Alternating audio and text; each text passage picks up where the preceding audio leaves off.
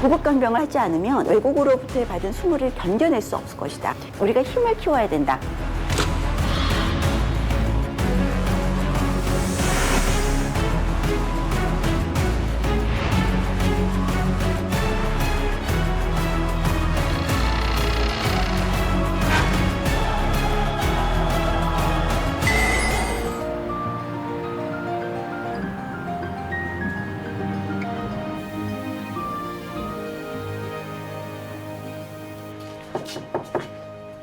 웬디가 언니 집에 왔습니다. 웬디! 형부는 유력일간지의 대표였고 언니도 명문가의 안주인으로 화려한 삶을 살았지만 이젠 아픈 몸과 함께 늙어가는 중입니다.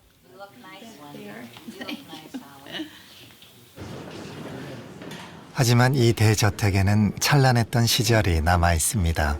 We put these in. Wow. This was glass when if we wanna. 여러 개의 거실은 전 세계에서 모은 고급스러운 물건들로 가득 차 있습니다. It was built by the Pritzker family that owned the Hyatt hotels and very wealthy family. They built the house and then we bought it from them. Wow. Yeah. Wow. Yes, those are Korean. That was Yeah. the council, I think, in Seoul. We each got 4 of them. 조선시대 관리들을 그린 100년 전의 초상화가 왜 시카고의 대저택에 걸려 있는 것일까요? 웬디 자매의 외할머니인 엠마 보스트위크로부터 이 모든 것이 시작되었습니다. 엠마는 남편인 헨리 보스트윅과 함께 1900년을 전후해 10년 남짓 한국에 머물렀습니다. 그녀는 이곳에서 가족들과 함께 살며 수집한 모든 것을 보관했습니다. 그것을 외손녀인 웬디 세들러와 형제들이 물려받은 것입니다. All the newspaper clippings, and she has quite a few letters from the embassy and in the United States, some of the things that they did diplomatically, and receipts are all in those books. And she kept those. And we just knew the right thing to do was to donate this material so that it is in the hands of the Korean people and they can study it and learn more about what my grandfather achieved there. 웬디 여사가 한국에 기증한 약 2,000점의 사진과 문서들에는 소중한 역사적 기록들이 담겨져 있습니다. 그 수많은 기록들 중에 전차가 있습니다. 보스트윅은 이 전차 때문에 120년 전 가족과 함께 한국에 왔던 것입니다.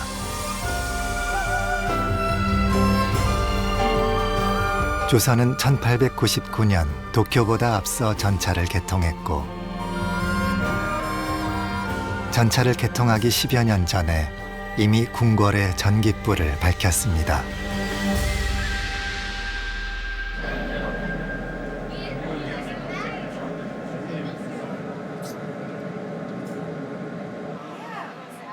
도시의 야경은 이제 우리에게 익숙한 풍경입니다.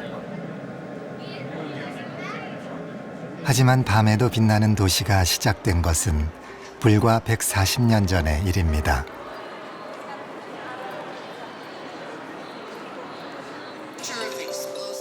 인류는 밤을 정복하기 위해서 수많은 노력을 해왔지만 1879년 에디슨 전구가 발명되면서 새로운 시대가 열립니다. 에디슨 이전에도 전구는 있었습니다. 하지만 이전 전구보다 오래가고 강한 빛을 내는 탄소 필라멘트 전구를 발명함으로써 실제 사용 가능한 전구가 세상에 등장하게 됩니다. 1882년이 되면 뉴욕을 중심으로 전구 조명 사용이 늘어나기 시작합니다. 도시의 밤 풍경이 달라지기 시작하는 것이죠.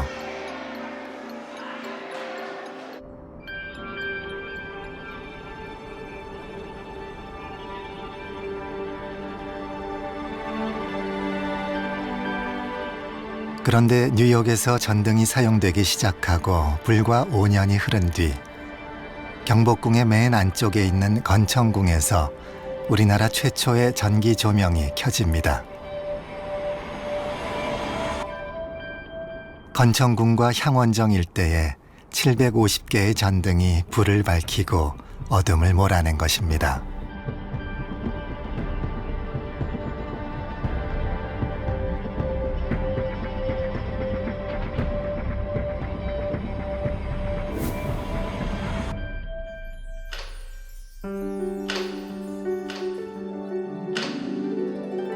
한 궁녀는 당시의 놀라움을 이렇게 표현합니다.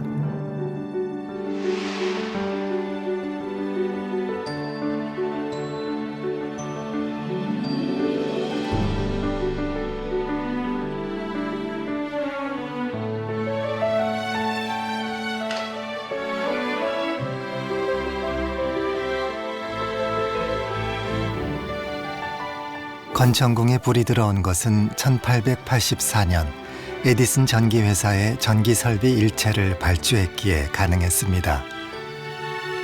이것을 지시한 사람은 조선의 마지막 왕 고종입니다.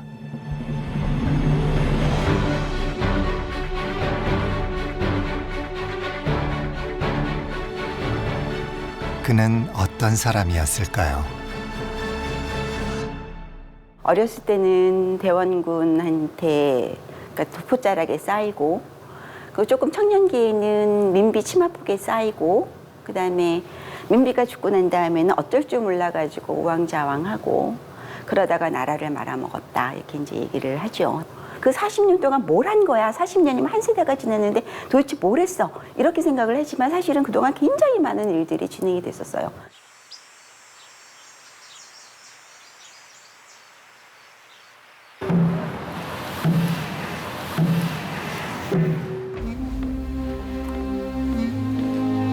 (1863년) 고종은 철종의 뒤를 이어 조선의 26대 왕으로 즉위합니다. 대왕 대비 조씨와 대원군의 미략에 의해 수렴첨정이 쉬운 어린 나이에 왕위에 오르게 한 것이죠. 고종은 즉위 당시 만 11살이었습니다. 처음엔 대왕 대비 조씨가 수렴첨정을 하고 이후엔 대원군의 그늘에 있다가 21살이 되어서야 직접 통치를 시작합니다. 1871년 강화해협을 거슬러 온 미국 군함과 3일간의 교전이 벌어졌고 수백 명의 조선군이 사망합니다. 대원군은 이 사건을 계기로 척화비를 세우고 쇄국 정책을 고수하였지만 고종은 다른 생각을 갖게 됐습니다. 서양의 그 기선이나 대포는 우리나 중국이 청나라가 도저히 따라갈 수 없는 수준의 기술이다. 이거를 따라가지 않으면, 그걸 배워서 우리 거를 하지 않으면 진짜 망한다. 바로 옆에 있는 중국과 일본이 문제였어요. 중국의 그늘에서 조선이 도망가는 거 아니냐, 여기에 대한 경계심이 있었고, 일본은 이 서양의 식민지가 되지 않기 위해서는 군대 힘을 키워가지고 서구 구미 열강보다 먼저 이웃 나라를 차지하는 거다. 일본의 침략주의가 그 소위 명치유신 초기부터 시작합니다. 고종은 아버지 대원군과의 긴 권력 투쟁을 벌이면서 아버지의 쇄국 정책과는 다른 자신의 노선을 세웁니다. 그것은 개국, 개화 정책이었습니다. 1876년 이후 3차에 걸쳐 일본의 수신사를 파견하고 청나라에도 유학생들을 보냅니다.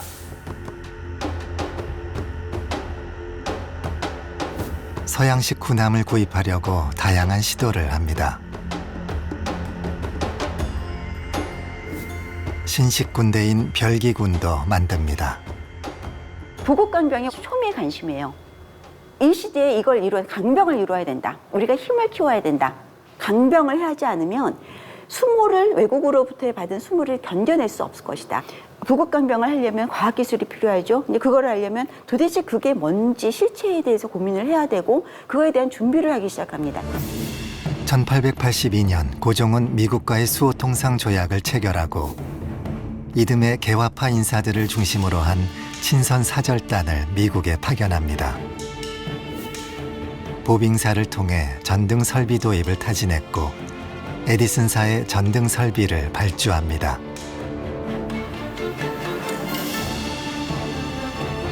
그리고 마침내 1887년 조선 최초의 전등이 불을 밝히게 된 것이죠. 왜 하필 전등이었을까?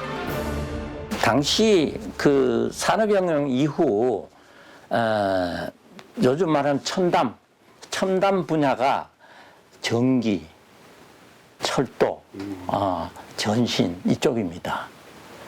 그거 알고서 제일 먼저 이건 해야 된다. 뭐 전기 들어와야 전신이 또 되지 않습니까? 통신이 되는 거고. 이듬해 조선은 영국 기술자의 지도를 받아 한성에서 부산에 이르는 전신선을 설치하고 3년 뒤에는 원산까지 연결되는 북로전선을 가설합니다. 봉화와 파발을 뛰어넘는 통신혁명이었죠. 부국강병을 위해 다양한 시도를 하던 고종에게 거대한 파도가 밀려옵니다.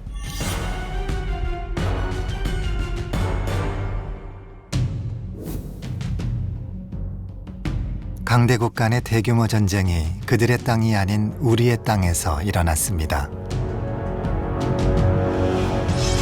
충남 아산 앞바다에서 청나라 군함이 침몰했고 평양성 전투에선 2,000명이 넘는 청나라 군대가 괴멸됐습니다. 여순이 함락되었고 요동반도도 일본의 손에 들어갔습니다. 일본군은 동중국해까지 진출하여 타이완마저 점령합니다. 일본군의 기세에 놀란 러시아, 프랑스, 독일은 공동전선을 펴 요동 반환을 강력하게 요구하고 일본은 이에 굴복합니다. 일본은 물론 설 수밖에 없었죠. 러시아, 독일, 프랑스의 삼국 간섭에 의해서. 자, 그걸 보고 우리나라 왕실이 말하자면 힘을 받아서 이제 더 이상 일본이 시키는 대로 안 해도 되는구나. 고종은 이 시기가 일본의 지배를 벗어날 기회라고 생각했습니다.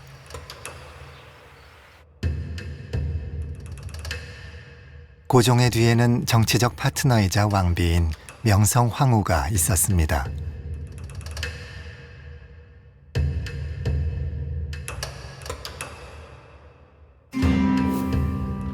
(1895년) 일본은 이노우의 가호로 일본 공사를 소환하고 군인 출신 미우라 고로를 새로운 주한공사로 임명합니다.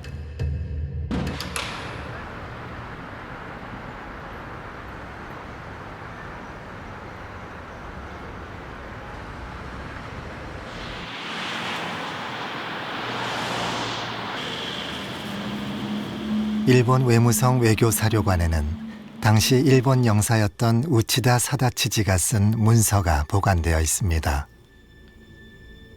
한국 왕비 사례 보고서. 총 3권으로 된 이 보고서의 두 번째 책에 구체적인 사례 동선이 적혀 있습니다.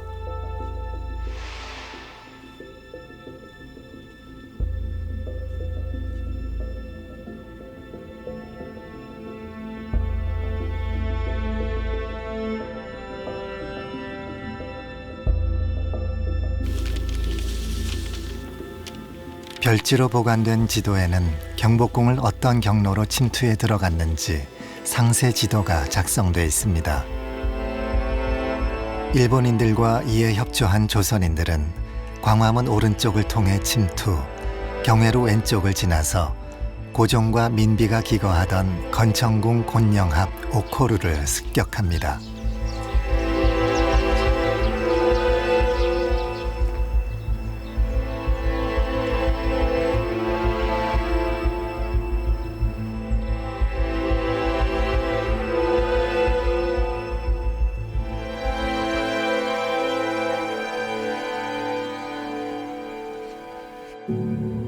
이 습격의 주축은 일본에서 건너온 방랑무사들, 즉 낭인들이었는데 군인들이 낭인으로 위장했다는 주장도 있습니다.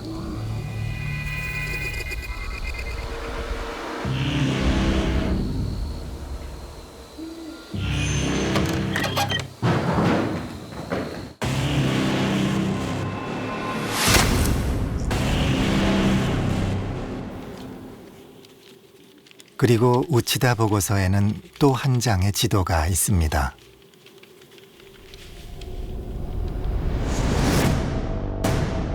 그것은 피격의 순간 민비와 고종이 머물던 곳을 표시한 지도입니다. 王妃が殺された時に国王はここに立っていた。 왕은 바로 옆에 있었습니다.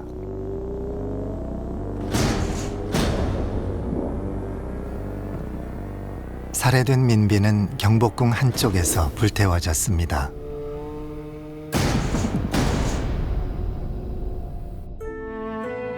민비의 주치의였던 애니 앨러스는 그녀가 기품 있고 총명하며 아름다운 왕비였다고 기록합니다.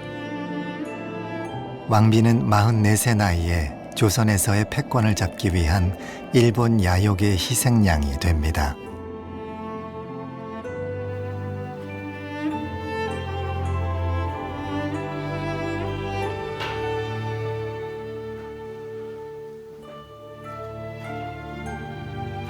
고종은 살아남았지만 아마도 살아도 산 것 같지 않은 시간을 보냈을 것입니다.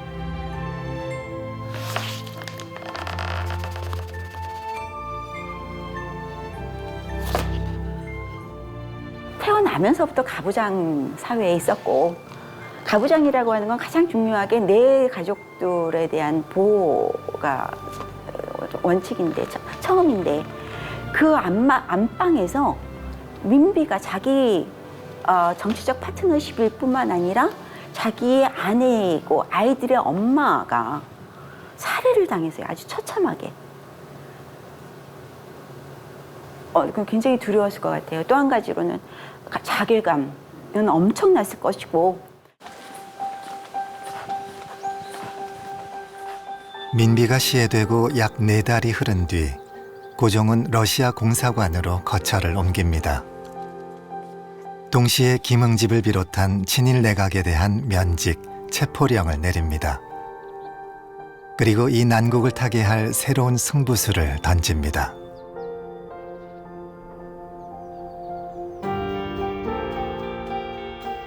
그것은 대한제국 선포입니다.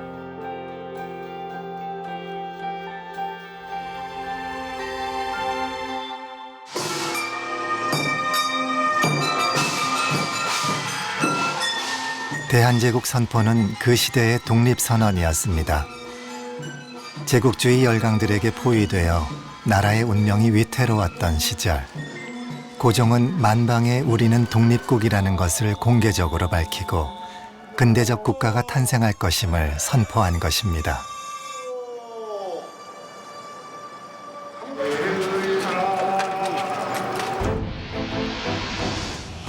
열강들의 포위망 속에서 자주 독립을 외치는 방편으로 황제국 선포를 선택한 것이죠.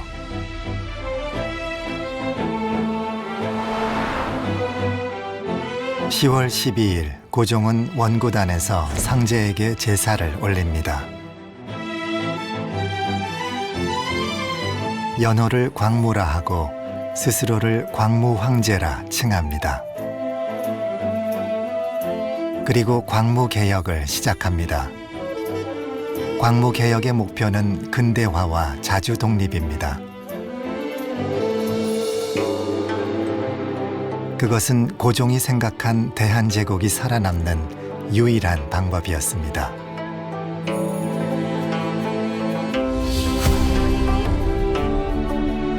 대한제국 선포 후에 1899년에 청나라하고 1대1 대등원 국가가 조약을 체결해요. 한청조약이에요, 그게.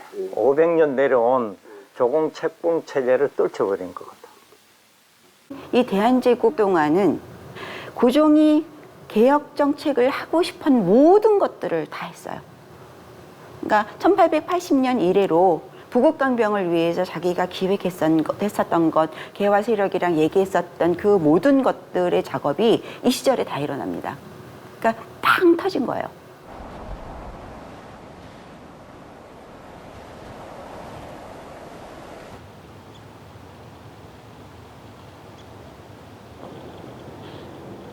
홀리 메디건의 저택에는 조선에서 가져온 다양한 가구와 그림들이 있습니다.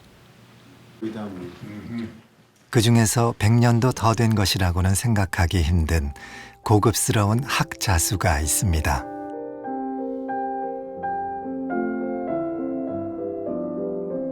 놀랍게도 이 자수는 120년 전 웬디와 홀리의 외할머니가 살던 한성의 집에 걸려 있었습니다.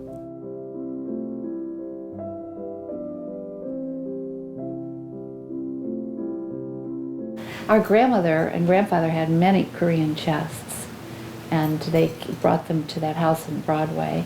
And then my mother inherited them, and then they came down to us.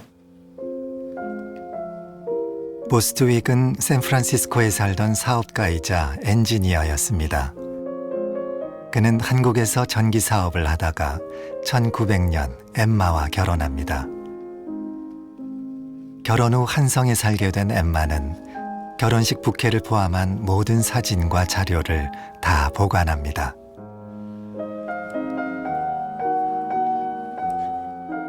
엠마 보스트윅이 남긴 귀중한 자료는 120년 전 이 땅의 모습을 생생하게 되살려줍니다.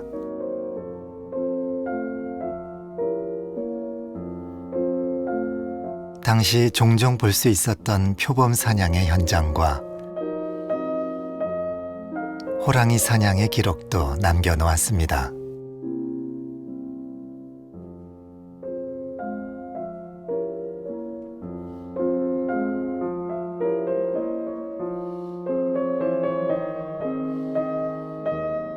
그리고 당시 최대 기업인 한성전기회사의 기록들을 남깁니다. 이 회사는 한성판윤 이채연이 사장이지만 실제의 소유주는 고종이었습니다. 콜브란과 보스트윅은 고종의 요청에 따라 전차 부설 사업을 시작합니다. 실제 돈은 광무왕제가 됐는데 광무왕제가 처음부터 전액을 다 주면서 말하자면 전차를 놔달라 이렇게 한 게 아니고 광무왕제가 일부 돈을 지급을 하고서 말하자면은 공사를 콜브랜이 공사를 이제 시작을 하게 된 겁니다. 그래서 공사를 다 마치면 이제 그 돈을 나머지 잔금을 주는 형태로 계약을 맺은 거죠. 콜브란과 보스트윅은 공사대금 일부를 차관을 통해 조달하는 조건으로 한성의 첫 전차 건설 계약을 체결합니다. 고종을 대신해 친미 개화파 이채연이 실질적인 교섭과 계약을 담당했습니다.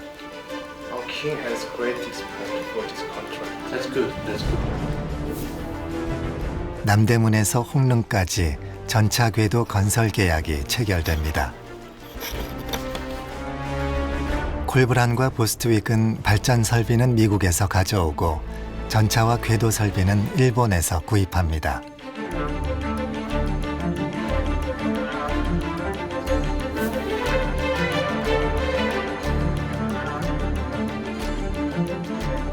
동대문에서 성대한 개통식이 열립니다.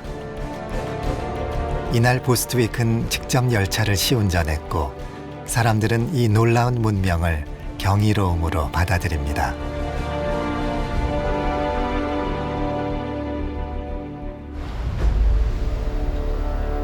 경성의 전차 부설은 일본 도쿄보다도 빨랐습니다.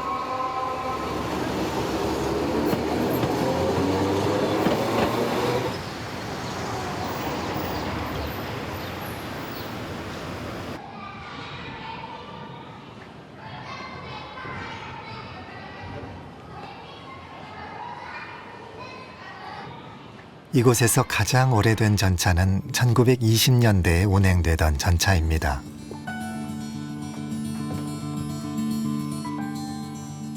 내부 구조는 시대마다 조금씩 다르지만 운행 시스템은 최초의 전차와 비슷합니다.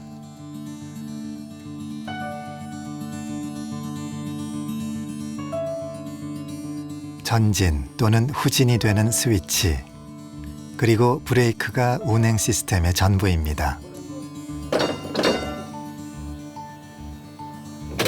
走る回路の切り替えっていうんですか、回路主回路って言って電気の接点を変えて前と後ろにで抜いていく解除でブレーキ解除 요코하마의 전차는 1904년 개통됐습니다. 実ははい横浜より先おーにソウルで路面電車が走ったんです。あ、そうなんですか。それは知らなかったです。どうもすいませんでした。 1899년 한성 전차의 개통은 여러 가지 면에서 혁명이었습니다. 돈에 의해서 1등석과 2등석의 차별이 생기는 난생 처음 보는 탈 것이었죠. 호기심을 못 참은 여염집 교수들이 전차를 타면서 남녀 7세 부동석이라는 전통도 위협받기 시작합니다. 전차 영업 7일째에 아이가 치여 죽는 사고가 발생합니다. 놀란 일본인 차장은 도망갔고 격분한 군중들은 전차를 뒤집고 불태웠습니다. 약 3달이 지나서 전차 운행은 재개됩니다. 첫 전차의 노선은 서대문에서 종로를 거쳐 홍릉까지 가는 경로였습니다. 홍릉까지 가는 거예요. 여기는 사람이 잘 살지 않는 곳이죠. 그런데 왜 뜬금없이 홍릉까지 전차 선로를 놨을까? 명성황후는 일본 사람들에 의해서 돌아가셨으니까 명성황후가 묻힌 홍릉은 반일 의식을 상징하는 굉장히 중요한 의미를 갖고 있어요. 그래서 광무왕제가 전차 선로를 놨을 때 그러한 정치적 의미를 굉장히 중시하면서 처음부터 계획한 고종, 즉 광무황제는 대한제국을 선포하면서 상하수도도 없고 길도 좁아서 외국인에게 더럽다는 평을 듣는 한성을 근대적 도시로 만들고자 했습니다. 한성 자체를 제국의 황도에 맞추자. 황도에 걸맞게 한다. 황도는 어떻게 돼? 대로가 쫙 뚫려 있고 깨끗하고 정비가 되어 있어서 사람들이 오고 가는 게 어렵지 않고 물류가 제대로 유통되는 그런 곳으로서 파악을 한 거예요. 그래서 이것을 위해서 전차도 기획이 되는 거죠. 광무황제는 지금의 덕수궁을 중심으로 도로를 넓히고 새로 내는 일에도 착수합니다. 대한제국이 출범하기 전까지 대로라고 부를 수 있는 도로는 거의 없다시피 했습니다. 대한제국 출범 후 현재 도로의 형태가 만들어지기 시작한 것이죠. 경복궁에서 덕수궁에 이르는 대로도 대한제국 시기에 만들어집니다. 경복궁이 보이는 이 거리가 대한제국의 출범과 함께 만들어진 길이고요. 그다음에 여기서 남대문으로 이어진 길까지 이어지면서 오늘날의 세종대로가 만들어지게 됩니다. 그리고 나서는 여기 사이길로 여기 서서문으로 이어지는 길이 서서문로. 그다음에 여기서 왼쪽 플라자 호텔의 옆으로 이어지는 길이 서공로가 되고 저 길은 바로 남대문로가 만나게 되죠.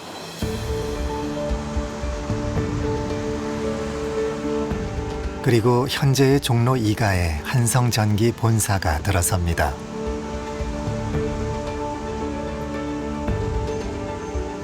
한성전기회사 본사가 위치했었던 건물입니다. 네, 1900년에 지어진 그 한성전기회사 건물은 당시에 2층짜리 벽돌조 건물이었는데 서울에서는 가장 높은 건물이었었고 그래서 그 건물 꼭대기에서 서면은 종로 거리를 비롯해서 서울 시내 전체가 한눈에 파노라마처럼 펼쳐지는 장면의 사진을 촬영할 수 있었던 곳입니다. 한성전기 옥상에서 바라본 종로의 모습입니다. 한성전기는 대한제국 최대의 회사였습니다. 광무황제는 사업 확장을 원했습니다. 그에 따라 전차 노선이 연장되고 동대문 발전소에는 발전기가 설치됩니다. 이 발전기를 통해 전등 사업도 시작됩니다.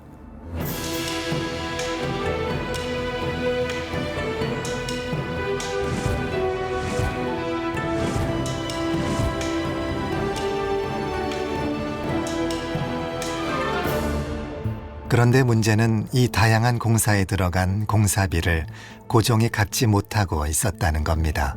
Basically, the cost of the construction is 410,000 won.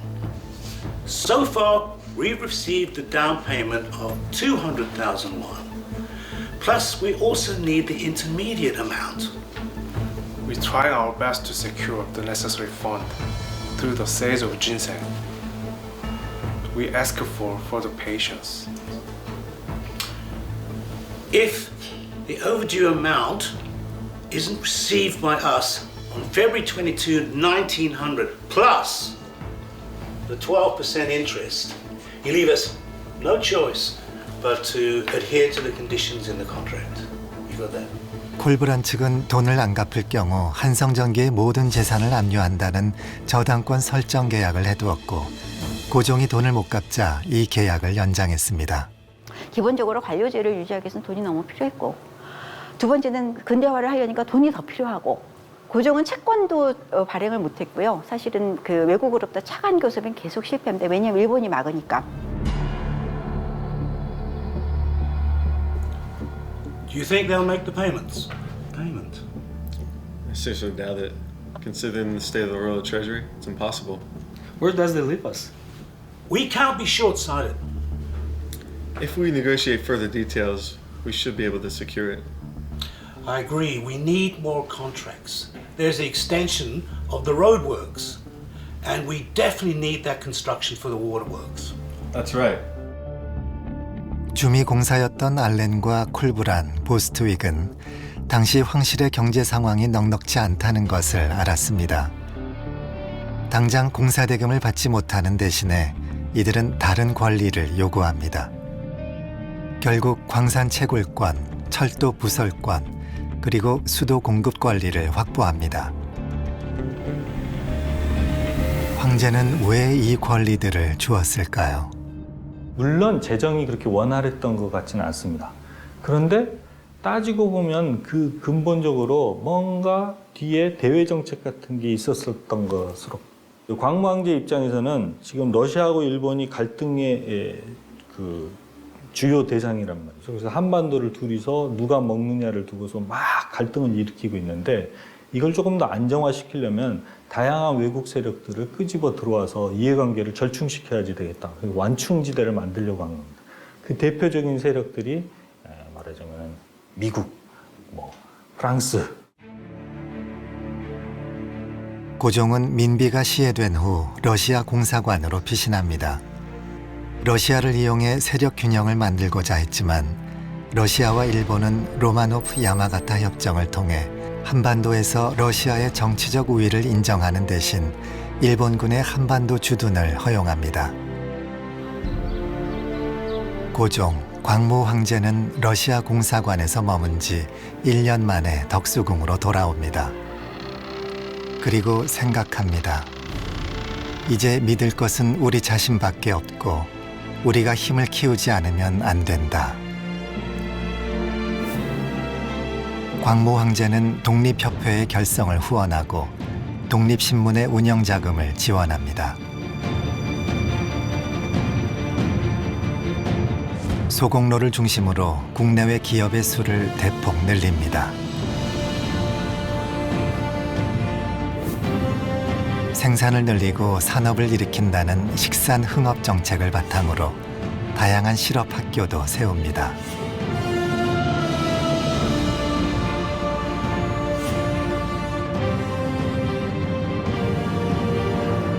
그리고 당시 가장 중요한 무기라고 할 수 있는 군함, 양무호를 구입합니다.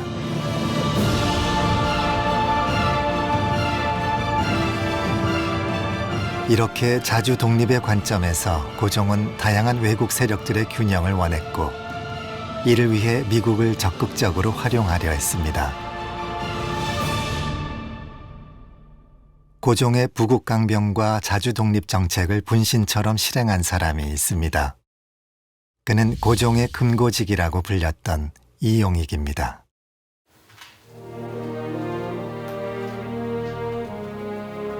이용익은 몰락한 양반에서 왕실 재정 책임자의 자리에까지 오른 입지전적 인물입니다. 금광을 관리하며 고종의 사업 자금을 마련하고 무기를 비롯한 근대 기술을 확보하려고 평생을 바쳤습니다. 그는 다른 개혁파와는 달리 왕이 중심이 되는 자주 독립국을 꿈꾸었습니다. 이용익을 바라보는 눈이 무슨 그 보수파의 수괴, 그 반동 보수분자, 혹은 뭐 칠러파의 뭐 우두머리, 뭐 이렇게 보는데 이 사람이 하는 실제 행동을 보면 하나의 외국을 상대하지 않습니다. 대한제국의 존립이 최우선이겠죠. 그걸 위해서는 필요하다면 어느 세력하고도 손을 잡고 활용을 하고 뭐 이렇게 되는 겁니다. 이용익은 외국이 아닌 대한제국이 한성전기를 소유하기를 원했습니다. 하지만 실질적으로 미국 측이 한성전기를 소유하고 있었고 한성전기를 되찾으려는 이용익과 심각한 갈등을 겪게 됩니다. Feasibility study cost for the waterworks and the overdue payment of the current project add up to 1.5 million yen. If payment is not made by August 15th, 1902, then we have no choice but to follow the terms of the contract. This means all projects currently under Hansung Electric will be acquired by Culver and Boswick and sold off. Where it's going to stay. 콜브라는 한 번도 원장부를 제시한 적이 없습니다. 매번 물품 청구 서만을 제시했는데 이 또한 신빙성이 떨어집니다.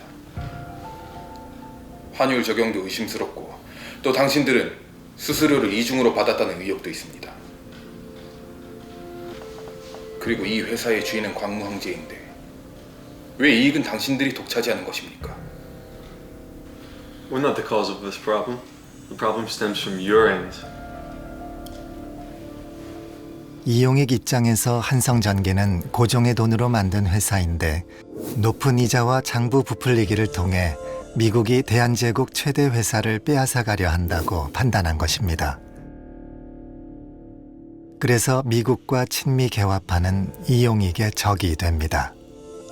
이용익의 눈으로 바라보면 친미 개화파는 말하자면 황제를 기만해가지고 말하자면 외국인들, 미국인들한테 이권을 지금 남발하고 있고 그래서 거기다가 사리를 취하고 있다, 사욕을 취하고 있다 그렇게 아마 생각을 했을 겁니다. 그래서 도저히 용납할 수 없는 사람들, 이용익은 그렇게 됐을 거고 한성전기는 반드시 다시 되찾아와야지 되겠다. 1903년이 되면 황성신문은 매일같이 전쟁 예측 기사를 쏟아내고 누구나 일본과 러시아 간의 전쟁이 날 것이라고 예상하게 됩니다. 1904년 전쟁을 코앞에 두고 일본군이 한성에 진주합니다.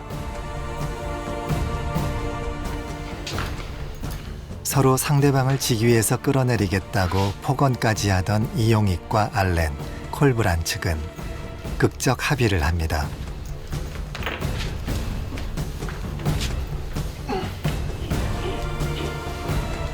황제가 현금 40만 엔과 약소금 35만 엔을 콜브란 측에 지불하는 대신 양측 간의 일체의 요구를 상호 철회하고 새로운 회사를 설립하자는 것입니다. 예전처럼 청일전쟁 겪어봤더니 우리나라가 그 열강들의 싸움에 전쟁터가 돼갖고 완전 피해를 너무 많이 봤다. 다시는 그런 일이 벌어져서는 안 되겠다. 그래서 러일 전쟁 당시에 우리는 완전한 중립을 지키자. 어느 한편에 가담하지 말자. 그래서 우리의 그런 의지를 대외적으로 이렇게 타진을 하자. 그런데 이거 다른 열강들이 이걸 받아들이지 않으면 아무 의미가 없는 거죠. 그러니까 이제 그 중에서 대표적으로 누구의 협조가 필요할까? 미국이 필요했던 겁니다. 이용익은 전쟁이 급박한 상황에서 미국의 도움을 얻기 위해 콜브란이 요구하는 금액의 상당 부분을 갚아주고 고종과 콜브란 측이 지분을 반반씩 갖는 새로운 회사 출범에 합의합니다. 한성전기는 한미전기가 됩니다. 고종이 주인이었던 회사는 이제 절반만 고종 소유가 됩니다. 사장과 부사장은 콜브란과 보스트윅이 맡았습니다.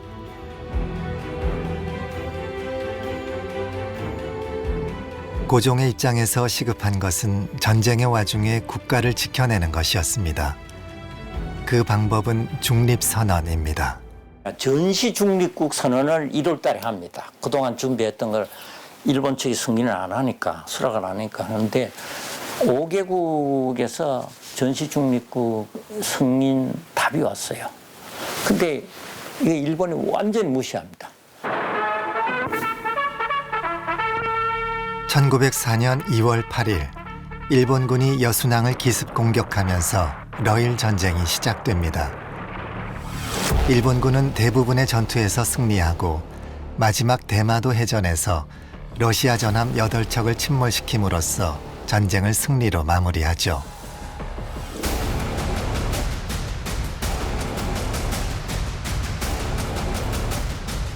이토 히로부미는 고종에게 보호조약 체결을 강요하죠. 고종이 거부하자 대신들을 상대로 을사조약을 체결합니다.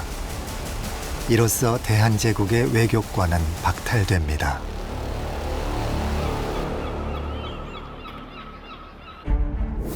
(1907년) 고종은 러시아 황제에게 보내는 친서와 신입장을 가진 특사들을 네덜란드 헤이그에서 열린 만국평화회의에 보냅니다.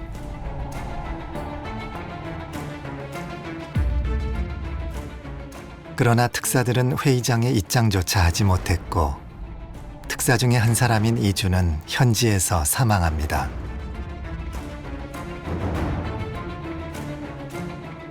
(1907년 7월 20일) 일본 통감부는 순종을 즉위시키고 고종을 강제 퇴위시키는 양위식을 진행했습니다. 이로써 고종은 40년이 넘는 왕위에서 물러납니다.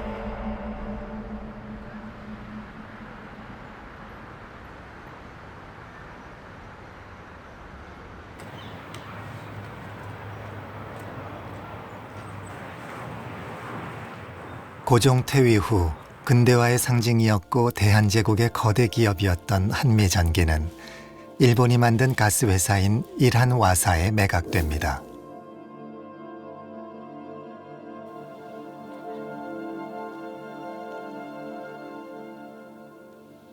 こちらが1909年7月21日に東京の方で日韓ガス株式会社ですね、臨時株主総会の方が行われた時の記録になります。で、ここにはですね、完備電気会社一切の特権、権利、資産及び営業の全部を、代金120万円で買収すること、日韓ガス株式会社がですね。 현재 가치로 수백억에 이르는 거대 계약을 성사시킨 사람은 일본 자본주의의 아버지라고 불리는 시부사와 H였습니다. 그는 일본 최초의 은행인 제1은행과 도쿄가스 등 500개 이상의 회사를 설립한 실업가였습니다. 꼭 이 회사를 장악해야 되겠다. 그런데 일본 정부가 직접 나설 수는 없으니까 일반의 민간인을 내세우자. 그 민간인의 대표적인 그런 사람들을 일본의 정상이라고 그러는데 그 사람이 시부사와 H였던 겁니다. 한국을 경제적으로 장악을 하려면 그 핵심적인 기초 산업을 장악을 해야 되는데 그 전차라든지 또 전기, 전등, 전력 이거 다 한성역이 갖고 있으니까 이 회사는 반드시 장악을 해야 되는 회사였던 겁니다. 한미전기 매수에는 당시 조선 통감 이토 히로부미도 개입했습니다.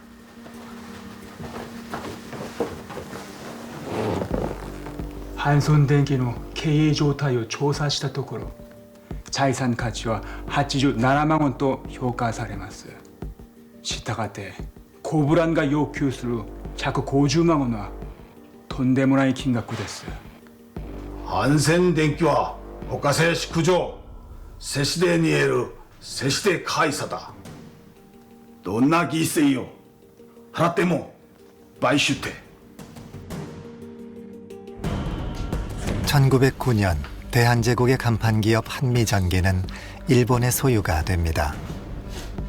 일본은 평가된 것보다 훨씬 많은 돈을 주고 한미전기를 사들입니다. We are very happy to make this contract today. 그런데 콜브라는 지분의 반을 가지고 있던 고종에게 회사를 판 돈 중 극히 일부만을 줍니다. 構想が出していて確か100万円だったかと思うんですけど、それを30万円までに、削るよっていう。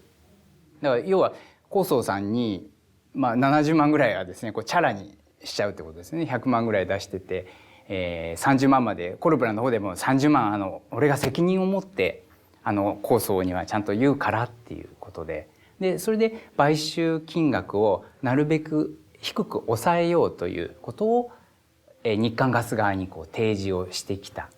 일본이 한미전기를 인수할 때 걱정이 되는 거야. 이 돈을 가지고 만약 그 거액을 지불했는데 이게 전부 또 광무항제 쪽으로 가면 이 돈 가지고 무슨 일을 할지 모른다. 그래서 이제 그런 걱정을 코브란 측이 얘기하니까 코브란 측이 걱정하지 말아라. 아주 저액으로 해결할 수 있다. 뭐 이렇게 말을 하는 거예요. 콜브라는 받은 돈 120만 엔 중 7만 5천 엔만을 고종에게 지급했습니다. 그것이 고종에게서 받아야 할 부채 때문인지 아니면 다른 이유인지는 아직 밝혀지지 않았습니다.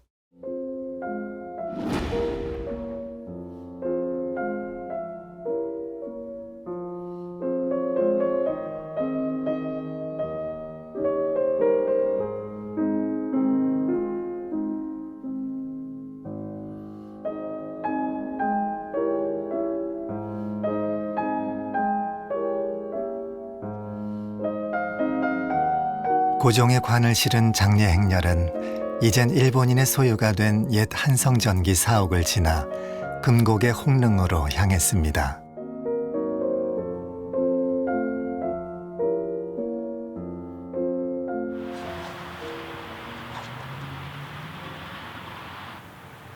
미국 시카고의 한인문화회관에서 오래된 새 친구가 만났습니다.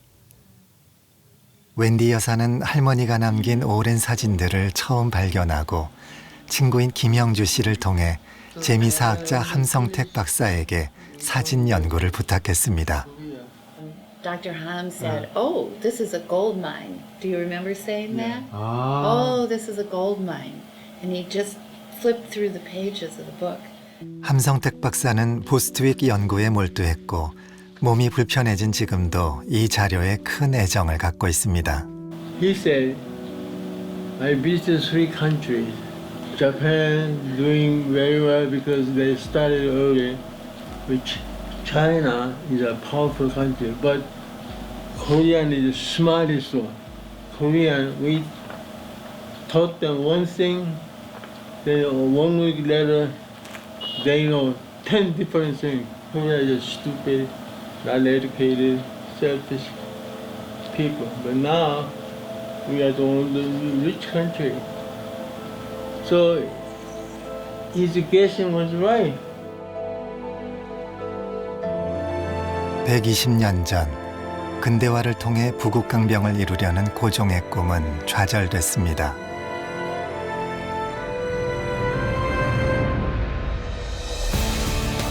하지만 다시 몇 번 강산이 바뀐 후 고종의 꿈은 현실이 됐습니다.